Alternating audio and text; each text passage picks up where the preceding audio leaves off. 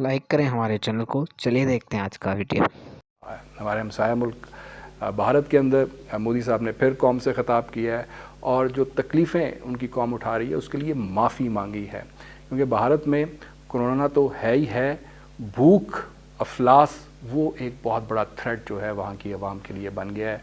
1.25 अरब की आबादी है और जो हमने देखा लॉकडाउन के ऐलान के बाद जिस तरह लोग सड़कों पर निकले अपने घरों के लिए और राशन इकट्ठा करने के लिए, वो एक अलग कहानी जो है वो आपको सुना रहे हैं। तो इस सब के ऊपर आज के प्रोग्राम में बात होगी। और जनाब ये ट्रंप जैसा बंदा जो कि कह रहा था कि मसला ही कोई नहीं, चुटकियों में जो है मसला हल कर देंगे, और 12 को उसका पहले प्लान था कि जनाब लॉकडाउन ख़त्म कर देंगे, उसको कहीं से भी कुछ नहीं मिल सका। और कल उसने कहा कि जनाब अगर 1 लाख तक भी हो जाए हलाकतें तो ये बहुत बड़ी कामयाबी होगी, और 30 तक उसने जो है वो लॉकडाउन कर दिया, 30 अप्रैल तक। तो अमेरिका के अंदर ये सूरत हाल है, तो बाकी हमारे तो साढ़े तो फिर बेड़े ही घर को हो जाएंगे। लीडरशिप का फुकदान है इस वक्त दुनिया में। व्लादिमीर पुतिन ने एक स्पीच की है जिसमें उसने वर्ल्ड लीडर्स को मुखातिब करके कहा है कि तुम लोग जानबूझ के पॉपुलेशन कम करने के लिए काम कर रहे हो और तुम्हारी कॉमन सेंस भी काम नहीं कर रही। इस वक्त प्रॉब्लम यह है कि अमेरिका में ट्रंप जो मुंह में आता बोलता है और स्पीच का बहुत शौकीन है। पाकिस्तान में खान साहब स्पीच के बहुत शौकीन हैं, जो मुंह में आता है बोलते हैं। और इंडिया में मोदी साहब भी जो जी चाहता है करते हैं। एक नाम ना भूलें, बरतानिया में जी, बरतानिया में माशाल्लाह जो बरतानिया के प्राइम मिनिस्टर हैं वो भी माशाल्लाह इसी लीग के मेंबर हैं। तो जब लीडरशिप का इतना बड़ा फुकदान हो, इतना बड़ा बहरान हो, और बीमारी इतनी मैसिव लेवल की आ जाए, इतनी ख़तरनाक बीमारी आ जाए, तो फिर उसको फेस कैसे करना है?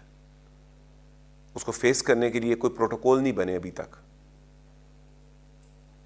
1,30,000 से ज़ायद पेशेंट्स अमेरिका से डायग्नोज हो गए हैं, लेकिन उनके पास प्रोटोकॉल नहीं है हॉस्पिटल्स के पास कि हमने इन पेशेंट्स को एग्जैक्टली क्या ट्रीट करना है।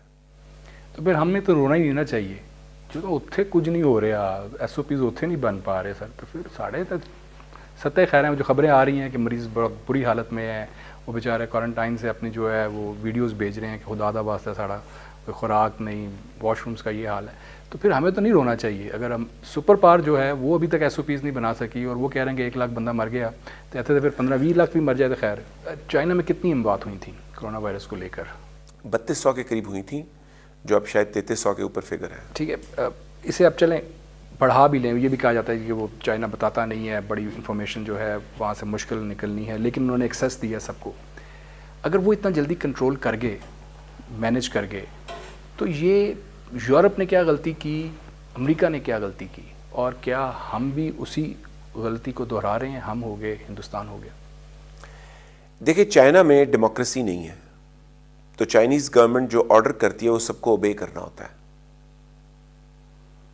आपके कोई राइट्स नहीं है, आप पुलिस के आगे बोल नहीं सकते।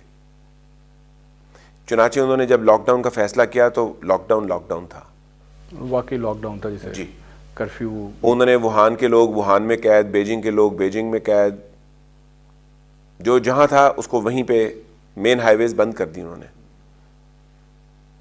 और शहर के अंदर उन्होंने कर्फ्यू सा माहौल कर दिया, और वहां पुलिस का बहुत रोब है। चुनाचे वो जेन्युइन, और फिर गवर्नमेंट ने ये भी काम किया कि किसी को भूखे नहीं मरने दिया, घर में राशन पहुंचाने का इंतजाम। और चाइना में भी बहुत करप्शन है, लेकिन वो करप्शन उन शोबों में होती है जिन शोबों में प्राइवेट सेक्टर ज़्यादा इंगेज्ड है। गवर्नमेंट सेक्टर जहां अपने काम कर रहा होता है वहां करप्शन वो टॉलरेट नहीं करते, सजाए मौत है। नोज हो रहे हैं, उसकी वजह यह है कि उनके पास टेस्ट किट्स बहुत हैं, तो वो टेस्ट किट्स से जब टेस्ट किए जा रहे हैं तो ज़्यादा से ज़्यादा बंदा सामने आता जा रहा है। और हम बचे हुए इसलिए हैं कि हमारे पास टेस्टिंग किट्स ही नहीं है, ना हमारे पास है ना हिंदुस्तान के पास है। मैं इस तरफ आता हूँ, लेकिन जो आपने पीक की बात की, अब हम भी जो है वो 6 वीक में एंटर हो रहे हैं, हो गए हैं आज। तो पहला पेशेंट हमारे यहाँ आया था 25 फरवरी को। ठीक, तो अब ये हम भी उस पीक में आ गए। साड़ा की बनेगा जी उनकी है थे, आप यहाँ पे क्या देख रहे हैं? उधर तो पीक आ गई, उठे थे।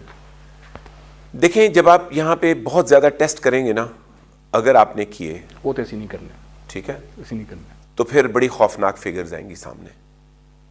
आपको याद है मैंने आपको मार्च के महीने में कहा था कि जब अप्रैल 5 यूनिवर्सिटियां खुलने की बारी आएगी तो पाकिस्तान में फिगर 10,000 से क्रॉस कर गई होगी।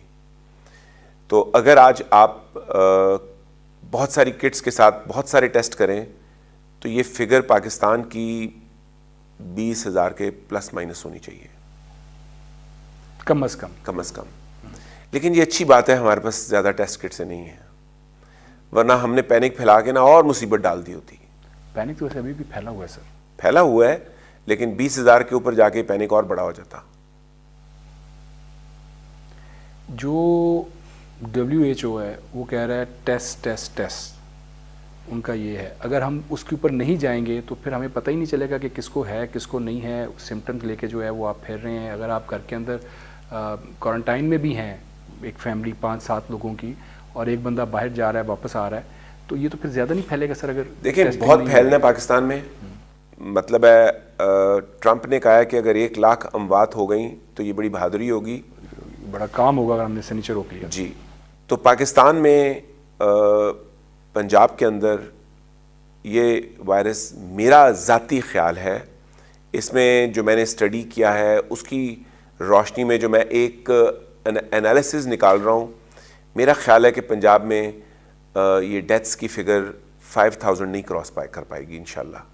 अच्छा, जो डॉक्टर अताउर रहमान साहब है ना सर,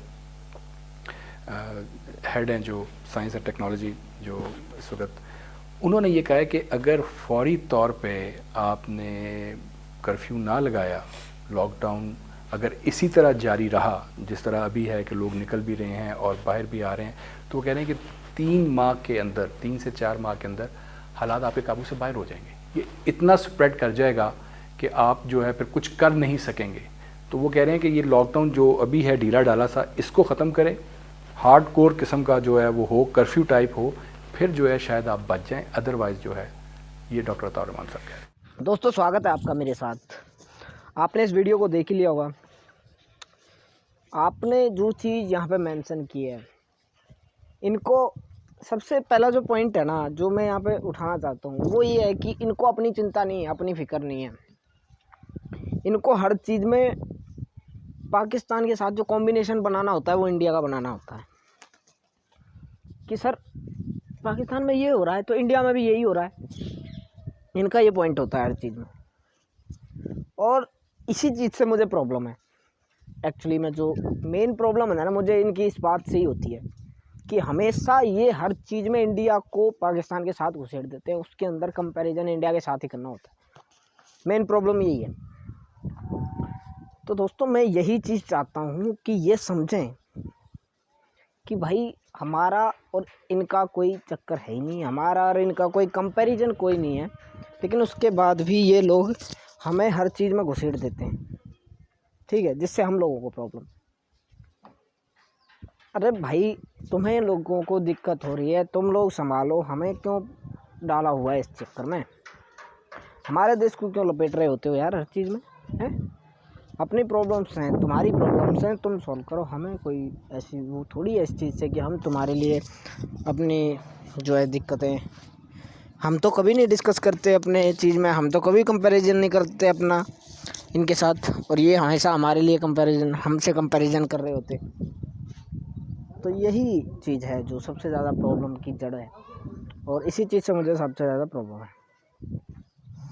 हर एक चीज़ में इनको इसी चीज़ को घुसाना होता है कि बस हम तो लपेटे जा रहे हैं, इनको साथ में लपेट दो। और यही इशू है, एक मेन रीज़न है कि इनकी वजह से अपने लोगों के लिए कुछ नहीं कर पा रहे, लेकिन हमारे लिए इनको दिक्कतें क्रिएट करनी है, हमारे इश्यूज़ में इनको अपने इश्यूज़ ढूंढने हैं। और दोस्तों इन लोगों की मानसिकता है इस तरह की कि ये हर एक मतलब कंट्री को अपने जैसा समझ रहे हैं, बल्कि इनको समझना चाहिए यार, हमसे कैसे कंपैरिजन कर सकते हो तुम लोग? कहाँ खड़े हो तुम, और कहाँ हैं हम? कह रहे हम भूखे मर जाएंगे 21 दिन हम लॉकडाउन कंटिन्यू करके। ओ भाई कोई भूखा नहीं मरेगा यहाँ, सब ठीक है, सब ओके, कोई दिक्कत नहीं, आराम से चल रही है, सारी चीज़ अच्छे से चल रही हैं, कोई इशू नहीं है। तो हमारे साथ कंपैरिजन मत करो, मैं यही कहूँगा। अपने लोगों के लिए अपनी जो तुम्हारे इशू हैं उनको देखो, हमसे यार क्या कंपैरिजन करते हो, हमेशा हम लोगों से कंपैरिजन हो रहा होता है, क्यों?